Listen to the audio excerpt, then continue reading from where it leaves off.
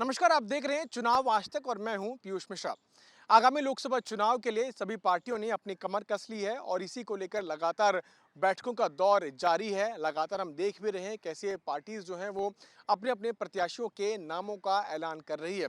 अगर हम उत्तर प्रदेश की बात करें तो उत्तर प्रदेश में 80 लोकसभा सीटें हैं और इन 80 लोकसभा सीटों में से भारतीय जनता पार्टी ने 74 सीटों पर चुनाव लड़ने का फैसला कर लिया है। इन 74 सीटों की अगर बात करें तो इनमें से 69 सीटों पर बीजेपी अब तक अपने प्रत्याशियों के नामों का ऐलान कर चुकी है और बाकी जो 6 सीटें हैं उस पर बीजेपी के जो घटक दल हैं वो चुनाव लड़ेंगे।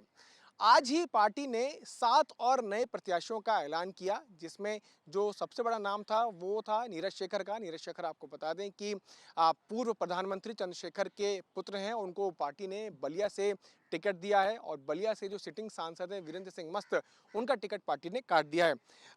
नीरज शेखर के अलावा और भी कई नाम हैं, और भी कई कॉन्स्टिट्यूएंसीज हैं, जैसे मैनपुरी से जयवीर सिंह ठाकुर को पार्टी ने टिकट दिया है। मैनपुरी से अभी समाजवादी पार्टी ने डिंपल यादव को वहां पर प्रत्याशी बनाया है और डिंपल यादव के प्रत्याशी बनने के बाद मैनपुरी एक हाई प्रोफाइल सीट हो जाती है। इसीलिए पार्टी ने काफी समय लिया अपने प्रत्याशियों के ऊपर निर्णय लेने के लिए।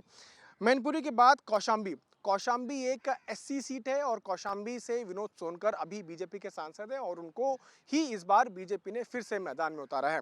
कौशाम्बी के बाद आता है फूलपुर। फूलपुर में इस बार प्रवीण पटेल को टिकट दिया गया है। केसरी देवी पटेल जो सिटिंग सांसद है और बीजेपी की कद्दावर नेता हैं, उनका टिकट फिलहाल बीजेपी ने काट दिया और प्रवीण पटेल को अब टिकट दिया गया है। इलाहाबाद की बात करें तो वहां पर नीरज त्रिपाठी को टिकट दिया है और नीरज त्रिपाठी जो है वो अब सांसद वहां से बीजेपी के प्रत्याशी होंगे।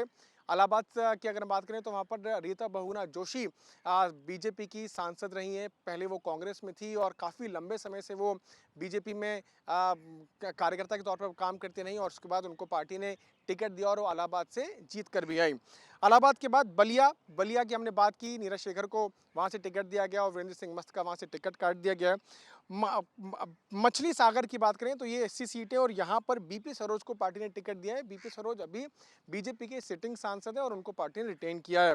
गाजीपुर से पारसनाथ राय को पार्टी ने टिकट दिया है। पारसनाथ राय की बात करें तो ये नए प्रत्याशी हैं और इससे पहले खबर ये चल रही थी कि हो सकता है अजय राय को टिकट दे दिया जाए। अजय राय वो हैं जो बनारस से आते हैं और बनारस के बड़े कांग्रेस के नेता हैं, कांग्रेस के यूपी के अध्यक्ष भी हैं। इससे पहले बातचीत चल रही थी कि हो सकता है अजय राय बीजेपी ज्वाइन करें और उनको जो है पार्टी गाजीपुर से प्रत्याशी बनाए, लेकिन ऐसा नहीं हुआ। पारसनाथ राय जो हैं गाजीपुर से बीजेपी के प्रत्याशी होंगे। अब बच गई 5 सीटें।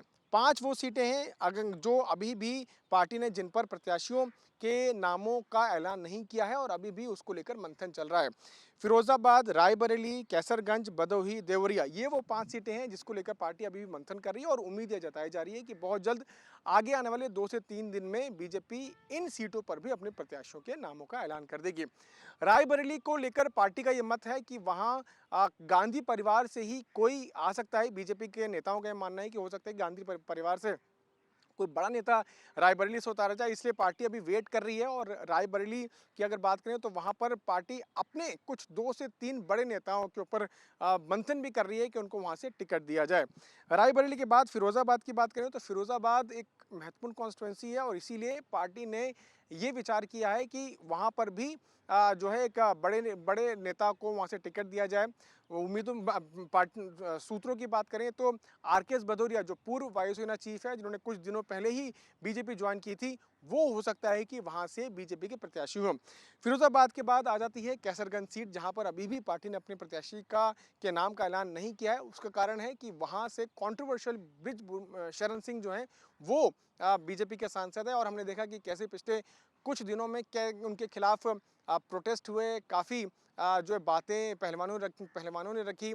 पहले जंतर मंतर पर उन्होंने अपना धरना किया, उसके बाद पहलवानों की बात सरकार से हुई लेकिन फिर भी बात नहीं बनी। उसके बाद फिर से जंतर मंतर पर पहलवान धरना करने पहुंच गए। अभी भी जो है उनके खिलाफ दबी आवाज़ में स्वर उठते रहते हैं, इसलिए पार्टी अभी सोच समझकर फैसला लेने पर विवश है। उम्मीद ये जताई जा रही है कि हो सकता है कि अगर ब्रिजभूषण शरण सिंह को टिकट नहीं देती है बीजेपी, तो उनके किसी परिवारजन को वहां से टिकट दिया जाए। वो इसलिए क्योंकि ब्रिजभूषण शरण सिंह अपने परिवार में, अपनी कॉन्स्टिट्यूंसी में उस पूरी जगह पर एक कद्दावर नेता है, उनकी बहुत पहुंच है, इसीलिए पार्टी विवश है कि कुछ अगर ब्रिजभूषण शरण सिंह को टिकट नहीं मिलता है तो फिर उनके किसी जानने वाले को या परिवार वाले को टिकट पार्टी देने का विचार कर सकती है। आप इसके बाद सीट आती है भदोही। भदोही की बात करें तो भदोही पर बीजेपी वीरेंद्र सिंह मस्त, जो बलिया से सांसद अभी हैं, जिनका टिकट काटा गया है, उनको टिकट भदोही से दे सकती है। और देवरिया से रमापति त्रिपाठी की बात चल रही है, जो अभी बीजेपी के सिटिंग सांसद हैं, उनको फिर से पार्टी वहां से अपना प्रत्याशी बना सकती है। देरी इसलिए हो रही है क्योंकि पार्टी का ये मानना है कि वो काफ़ी सीनियर नेता हैं और उनकी सीनियरिटी को देखते हुए पार्टी ये सोच रही है कि उनकी जगह किसी युवा चेहरे को मौका दिया जाए। लेकिन सूत्रों की माने तो हो कि जब अनाउंस होगा नाम वहां से, तो रमापति त्रिपाठी को ही पार्टी अपना फिर से प्रत्याशी बनाएगी। तो आगे आने वाले दिनों में हम देख सकते हैं कि एक और लिस्ट बीजेपी की है, जिसमें इन 5 सीटों का नाम भी बीजेपी ऐलान कर दे। कैमरामैन शगुन के साथ मैं पीयूष मिश्रा, दिल्ली आज तक।